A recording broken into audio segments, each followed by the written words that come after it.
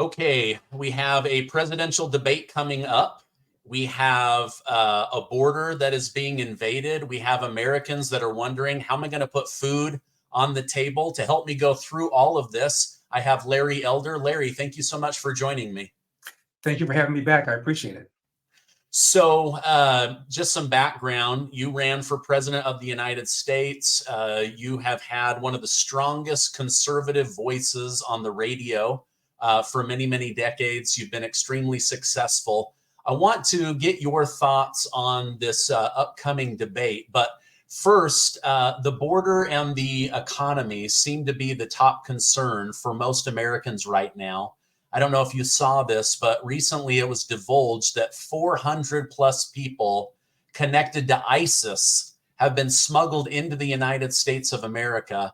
Between gangs and terrorists, how likely is real danger in America's future? Well, Stephen, don't forget, I also ran for governor. As long as we're talking about my resume, I got 3.5 million votes. Unfortunately, my opponent, Gavin Newsom, got 7 million. So that's why you're talking to me from Los Angeles as opposed to Sacramento in the governor's mansion. But to get to your question, clearly we've got a problem. I mean, I think the number is 8 million illegal aliens have entered the country since Biden has been in office. Let's assume, Stephen, that 1%, let's just say 1/2 of 1%. Are here for bad reasons. That's 40,000 people. It's only a matter of time before something happens. And I believe that the reason something has not happened yet is because these people that you're talking about, the ones connected to ISIS, know that if they do something on the scale of a 9/11, and it is perceived that these are people that came into the country in the last 3.5 years because Biden has reversed Donald Trump's policies, Donald Trump will win in a massive, massive landslide. So they're sitting on it right now. No matter who wins, that's when we're going to, I think, face the damage. Okay. Oh gosh, that's a scary thought. Yeah. Yeah, just the border, the number of people that have come in. How are we going to feed all these people? How are we going to employ all these people? Right now, they're not employed. They're literally just milking the welfare systems. They're being told, hey, you can vote in the next election if you think that you're a citizen. Can the fabric of America withhold this new stretch? I guess I have a couple of responses to that. The first is that Joe Biden and much of the left, they really don't care because they want to change the electorate. They haven't won the white vote since 1964. And the way they win elections is to somehow change the electorate. They feel that these people will someday become legalized, will someday become citizens, and will someday become voters because they feel that if they put enough pressure on Republicans, they will cave and they'll grant some form of amnesty. So that's the goal all along. But you're right about the impact. And the people that are most hurt by illegal aliens are the very people that people on the left purport to care about. These are people living in the inner city, Black and brown people, particularly those with high school or less education, because virtually all the illegal aliens coming here have very little education. They'll be competing for the kinds of jobs that people like that compete for here in America. There was a study done by the Civil Rights Commission a few years ago, and they found out that about 1 million fewer Black males are working than would otherwise be the case, but for the presence of illegal alien labor.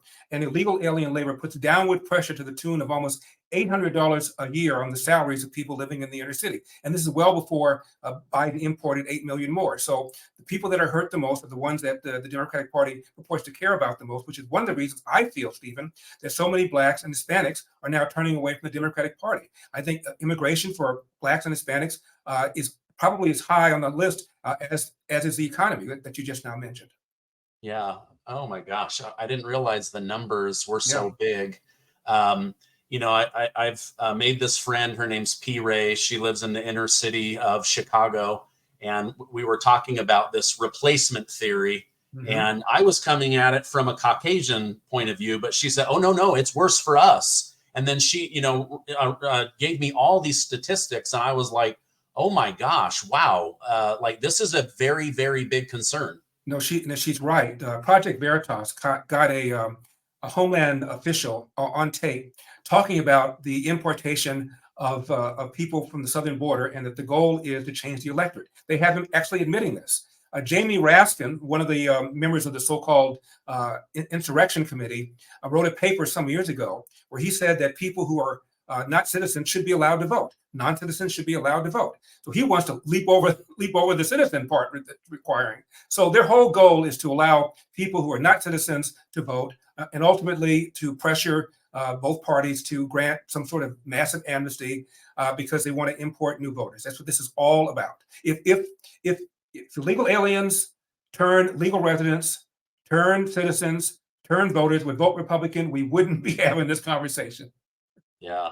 Wow. Wow. Wow. Okay. You mentioned mass amnesty. One of Donald Trump's big promises, if he gets back into office, is mass deportation. Yeah. Is this possible? Because I'm thinking the Democrats have put in so much effort to get illegals here. They're going to fight. They're going to double down on keeping them. What are your thoughts on that? One other thing on the other topic for a second. There's a senior executive with the SEIU union. That's the largest union in America. His name is Eliseo Medina. And after Obama got elected in 2009, he gave a big speech. He talked about the 11 million illegal aliens in the country. That's the number that they always give, which is probably low by about a third. And he said, if we can get them on a path to citizen, and if 2 out of 3 vote for us, we'll have a governing coalition for the long haul. So he flat out said he wants people who are in the country illegally to become citizens because 2/3 of them are going to vote for us. Regarding this mass deportation, not going to happen for all sorts of reasons. There'll be lawsuit after lawsuit after lawsuit. Some of these illegal aliens will have married Americans. Some of them will have had children. And unfortunately, the 14th Amendment has been interpreted to mean that if you have a child, whether your mom or dad are in the country illegally on American soil, that child automatically becomes an American citizen. That's where we get the term anchor baby. So there'll be all sorts of shows, programs showing people crying. People have now become parts of the community. They've got jobs.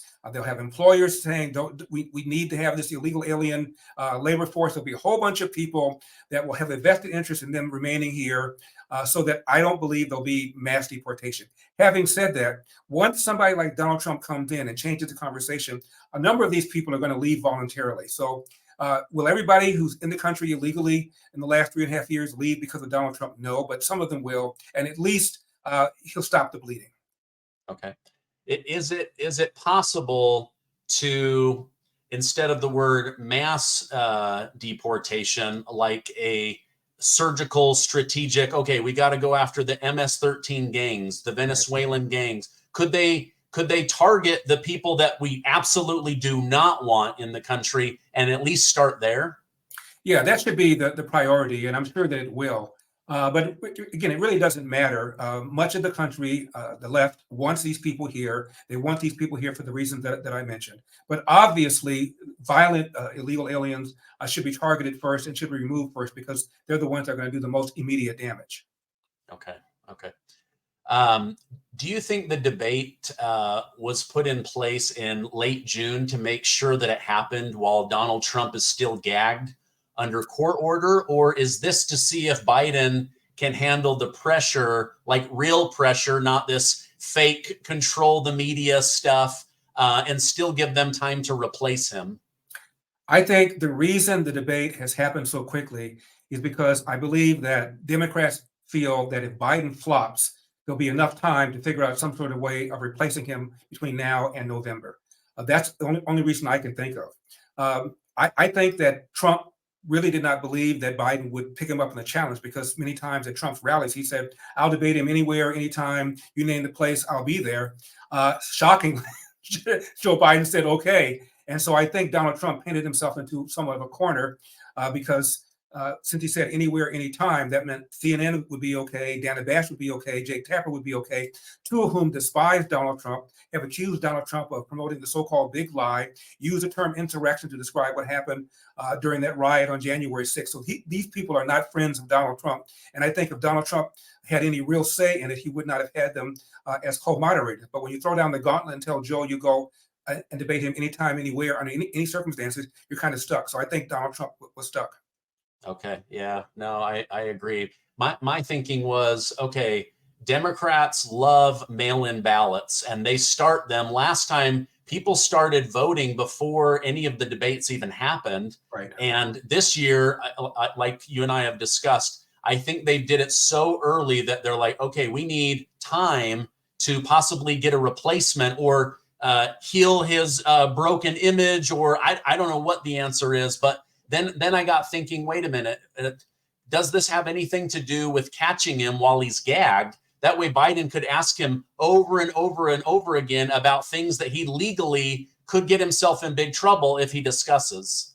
Well, a judge has just pretty much removed the gag order, and even Alvin Bragg said it is no longer necessary. So I think Donald Trump is now untethered and can talk about this kind of stuff. But if I were advising him, and I'm not, I would tell him to concentrate on the things that Americans care about: the borders, gas prices, the economy, the fact that the average family of four is paying about $1,200 a month more for the same goods and services as that family paid about 3.5 years ago. Talk about crime.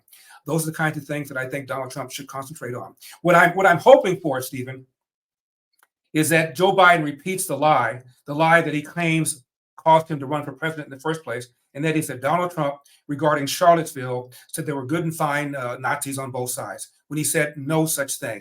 He was referring to the debate on whether or not there should be a Confederate monument in the public square, that there are good and bad people on both sides. Even Snopes, the left-wing fact checker, just a few days ago, 7 years after the fact, said what I just now said, that it is not right to say that Donald Trump said there were very fine white nationalists. He said no such thing. It took him 7 years to finally come around to saying it, but they said it. Now, the reason I'm anxious to find out about this is because Biden claims that this is why he ran for office. In his first ad, he talked about it. He said, I wasn't going to run. I was okay. And then Donald Trump said there were very fine people on both sides. There were neo-Nazi, there were KKK people, veins bulging. And the president said there were very fine people on both sides. That's when I knew I had to put on my Superman costume and get into the race. So he's been saying it over and over and over again. Let's see if he has the cashews to repeat it to the man he claims said it. Yeah. Well, he may not even remember that he said it at this point, but I'm sure they'll remind him during debate prep, right? So if Donald Trump brings it up, Stephen, Biden's defense is going to be, I never said that. Yeah, exactly. Yeah. I'm an old man with a poor memory, says Robert Hur. So yeah, don't blame me. Yeah, he'll also say, "Oh, no, I didn't get Antony Blinken to get 51 intelligence people to lie so that in the final debate in front of the American electorate that my son and I weren't criminals, that we weren't taking tens of millions of dollars, that we hadn't received $3.5 million in jewels from the mayor's wife of Moscow." All those things that Trump brought up came true. They were all true, and yet he had the cover from those 51 intelligence people signing that lie of a letter. Yeah, and it'll be very interesting if and when Donald Trump gets back into office, we have an AG that will do his or her job. Because I believe that the 51 people that signed that letter engaged in election interference and used the media in order to perpetuate this. They may very well have committed a crime, and we're going to find out about that. I think this thing ought to go to the grand jury. One of the ones who signed it was a longtime CIA operative.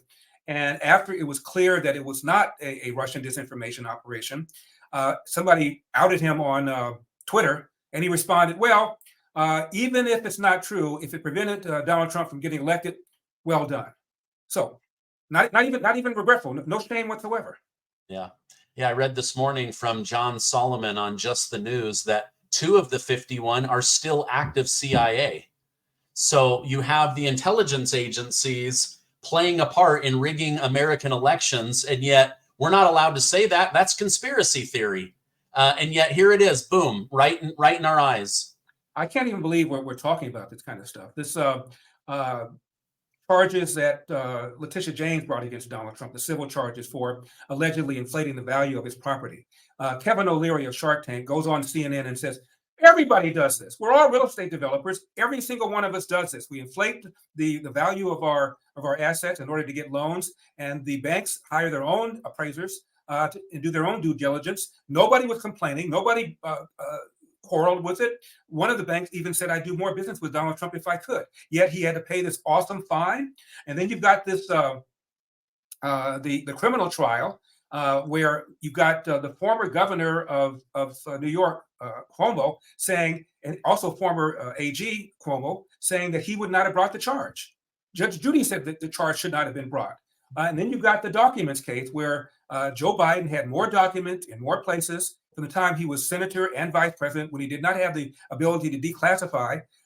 And he gets a slap on the wrist because, after all, he's an elderly old man with a poor memory. Yet Donald Trump is facing criminal charges. And regarding January 6th, not a single one of the 400 people arrested have ever been charged with insurrection. Certainly Donald Trump has not been, let alone convicted of it. Yet routinely on CNN, Dana Bash and Jake Tapper refer to what happened on January 6th as an insurrection, and Donald Trump is facing some sort of charges for allegedly interfering with an election. It's all BS. And Donald Trump, on that day, gave a speech, and he said, I want you to peacefully and patriotically make your voices heard. And every time I hear people talk about January 6th, they always leave out that part of what Donald Trump said.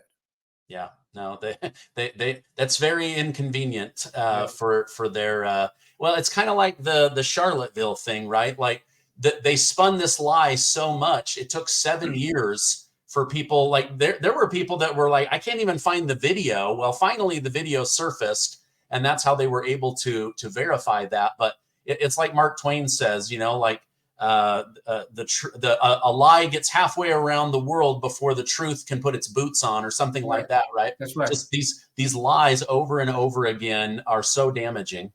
And about 2 or 3 years after the Charlottesville thing happened, Jake Tapper on CNN said, you know, I looked back at the tape, and Donald Trump was not saying that they're good and fine Nazis on both sides. He was talking about the debate on whether or not there should be a monument, a Confederate monument in the public square. Michael Smerconish is a weekend host on CNN. He has a talk show, and he said the same thing about 2 years after the fact. Yet after that, I watch CNN a lot, and guests go on there and repeat the same lie, even after Jake Tapper and host Michael Smerconish both said it's not true. It's unreal. A quick story about that, about the lies. I'm in my dentist's office. This is about a month ago or so. It's on the 5th floor. I get in the elevator, hit the 1st floor, and I'm not paying much attention. I'm in the elevator by myself. The door opens up, and I think it's on the 1st floor. It's the 2nd floor, and I walk out, and there's a little person in front of me, a woman a little bit more than 4 feet tall, and my knee almost hits her in the forehead. And I apologize profusely. I said, oh, I'm so sorry. I didn't see you. And she looks up, and she said, I know who you are. You're that guy that ran for governor. And I don't agree. So she got in the elevator, and we went down, we talked.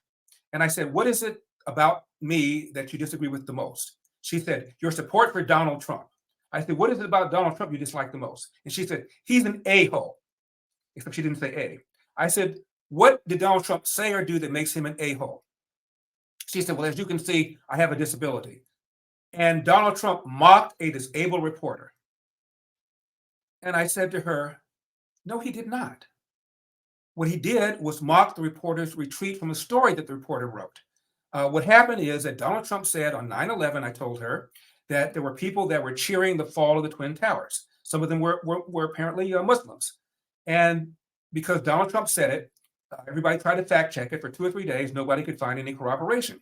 Donald Trump produced an article written by somebody, I believe, with the Washington Post. His name is Serge Kovaleski. And Serge Kovaleski has a disability. He has a twisted arm kind of like this, but he doesn't go like this. So Donald Trump, in a rally, was mocking that reporter because when people went to him to verify the story, he said, well, I didn't see it myself. I heard from other people. I'm not sure it was 200 people. I'm not sure how many it was. So Donald Trump ridiculed his retreat from the story. There's a website I told her called Catholics for Trump, where Trump is using that gesture to mock himself, to mock an able-bodied general. Donald Trump is a stand-up comic. That's what he does. And by the way, the reporter in question never even accused Donald Trump of mocking his disability. It is simply not true. And she said, wow, you're making me think. Maybe I should reconsider that. And she said, you know what else? I'm Jewish. I really like the way Donald Trump is defending Israel. I said, not only defending Israel, he moved the embassy from Tel Aviv to Jerusalem, something that Obama said he would do, didn't do. W said he would do, didn't do. Trump said he would do and did it. He cut off funding to the PLA because they were engaging in pay for slay, paying terrorists to kill Jews. And if you did, you got money for that. He did the Abraham Accords. He probably has been the biggest friend to Israel since Israel's existence. And she said, you know what? You're making me think. You're cute. I said, so are you. I said, do you mind if we take a picture? She said, sure. So I bent down and I took a selfie. And she said, thank you for asking permission before taking the picture. I said, why wouldn't I? She said, you'd be surprised how often I walk down the street and people look at me like I'm an exhibit in a zoo and take my picture. I said, well, they're a-holes. Long story, Stephen. I think I gave you a good payoff, though. Yeah, no, that you brought the whole thing full circle. Oh, that's great. If people would use reason and common sense and actually hear things out, I'm shocked how many times on Twitter people post things and I'm like, that has been debunked for years. Like it is a little bit mind-boggling sometimes. I wanted to you've been up on debate stages. I have not. How do you think Biden is going to act, and do you think he'll have a few topics that he focuses on, or how do you think that he will be preparing? And then we'll have the same question for Trump. Sure. Well, he's not going to run on his record. He's not going to tout his record. Record inflation, gas prices 50% higher than they were when he came in. The spending, even the former Democrat Secretary of Treasury, Larry Summers, warned against the spending that Biden continued to do that would be inflationary, and it was. He can't talk about the borders. So all he can do is talk about election denying, talk about abortion. These are going to be his topics, and try to make this about Donald Trump, because Donald Trump is hated by much of America. And if he can make it about Donald Trump and Donald Trump's personality and how Donald Trump has insulted people, then I think that's probably the only thing that Biden can do to be successful. But the question is, does he have the mental capacity to do it? Can he sit there for 90 minutes without a teleprompter, without cue cards, without aides, and debate Donald Trump, who's skilled at speaking? I don't think so. I think there are going to be a few senior moments, and those are going to be the kinds of moments that people like the RNC will focus on and will put a tweet on. I think that this is a Hail Mary because Biden's numbers are so bad. I think about a week or so ago, they were at 37%, which is the lowest any president's been at this time in his juncture. He's underwater on economy, on immigration, on inflation, on gas prices. The only thing he's above water on is abortion and so-called our democracy being on the ballot.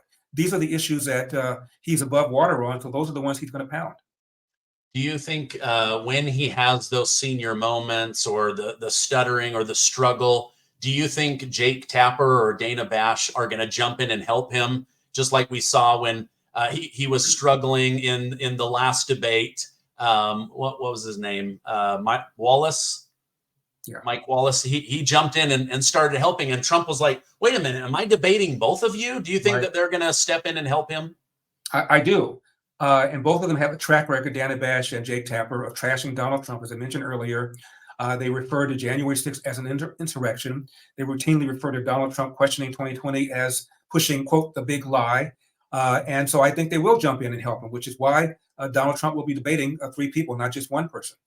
Yeah. By the way, regarding this big lie stuff, where were Dana Bash and Jake Tapper when for 4 years Hillary said during the entirety of President Trump's term that Donald Trump was illegitimate, her word, not mine, and said the election was stolen, her word, not mine? Jay Johnson is Obama's DHS secretary. He testified under oath that while the Russians tried in 2016 rather, they failed to change a single vote tally, not one. And regarding the Russian interference, and he conceded that there was interference, he said, I don't know whether that interference altered public opinion. I have to have a world where there was interference, one world where there wasn't, and compare the two. Since I can't do that, I'd only be speculating. But the NYU Stern School of Management did a study on the Russian interference and said its effect was barely measurable. I mention this because there was a YouGov poll in 2018. 66% of Democrats, 2/3 of Democrats, believe that the Russians, quote, changed vote tallies in order to elect Donald Trump. Again, Jay Johnson testified under oath, not a single vote tally was changed, yet 66% of Democrats believe that they were. And 78% of Democrats, according to a Gallup poll, believe the Russian interference altered public opinion. By a long way of saying a greater percentage of Democrats believe 2016 was stolen, the Republicans feel that way about 2020. Yet I never heard Jake Tapper or Dana Bash hammer Hillary as an election denier and accusing her of pushing the big lie. Yeah. Wow. Okay. That is really interesting. Going back to the debate, I anticipate Biden using the word insurrectionist and felon as often as he can. Right. But how do you think Trump is going to prepare? I've read that he has been consulted and it's been recommended, don't come out too aggressive. You Right. came out too aggressive. You look like a wild man. You need to be poised and presidential and just present your case and then let him fall apart on his own. Yeah, I think that's good advice. Whether Donald Trump can follow it, we'll see. But also, one of the uh, agreements is that the mics are going to be cut off when the other person is speaking. So Donald Trump, even if he wanted to interrupt and sort of bully Joe Biden, he won't be able to do it to the degree that he would do it in a normal debate. So I think, frankly, it's going to help him. Regarding this insurrection stuff, what Donald Trump should do is point out not a single one of the 400 people arrested on January 6th, as I said earlier, has been charged with insurrection, and he certainly has not been charged with, let alone convicted of it. And I would briefly mention that Hillary, for 4 years, referred to me as illegitimate, and the election was stolen. Yet nobody accused her of pushing the big lie. So it's a double standard. So that's what I would do if I were Donald Trump, and that's how I would handle that particular issue. Yeah, no, that's really great advice. Okay, final question. I know that you're a busy man. The Biden reelection team has essentially said they won't be spending any money or any time in Florida. They're basically handing Donald Trump those 30 electoral votes. Do you think that this is wise on their part and they're just saying, listen, we're going to spend our money and time somewhere else? Or are they foolish to give up a state that used to be the key indicator for who became president or not? No, Florida is becoming increasingly red. Remember, DeSantis got reelected by 20 points, and he even carried Dade County. So I think Florida is now safely in our column, and it's all about husbanding your money. There's no point in spending money when you can spend it in a state like Wisconsin or Pennsylvania or Michigan or even Minnesota, which is increasingly in play. So it's a smart tactic. I think they realize that having a strong governor like DeSantis, who's a strong Trump surrogate, means that pretty much we've lost Florida. Okay, interesting. Well, thank you so much for coming on. If people want to follow you online, what is the best way for them to do that? Well, first of all, I want people to watch my weekly podcast. I've been doing it now for about 3 months, and I do it 4 times a month, getting about 1 million views. And you can go to my Twitter account, right at the very top, it's pinned, or you can go to YouTube and type in Larry Elder, We've Got a Country to Save. My website and Twitter is at Larry Elder. By the way, I'm a little bit under 1.6 million followers, and I've been at that same number for months. I used to grow rapidly. Now, all of a sudden, I look at my number every day and I lose some, gain some, lose some, gain some. It's been going on for a very long time like that. Elon Musk still has a deep state problem with Twitter. I also have a book about my race for governor called As Goes California, My Mission to Rescue the Golden State and Save the Nation. So please check it out. Finally, my last self-serving comment, I have a PAC called MakeAmericaJustAgain.org, where I'm raising money to get rid of these soft on crime George Soros-backed DAs, the Fonnie Willises, the Alvin Bragg, the Letitia James, and these soft on crime policies that allow bad guys to remain in the streets because these soft on crime DAs are not doing their job. So it's called MakeAmericaJustAgain.org. Throw something in the tip jar and help me out. Okay, I will definitely put those links down below. Thank you so much for coming on. I hope you have a great rest of your day. It's my pleasure, Stephen. Thank you for having me.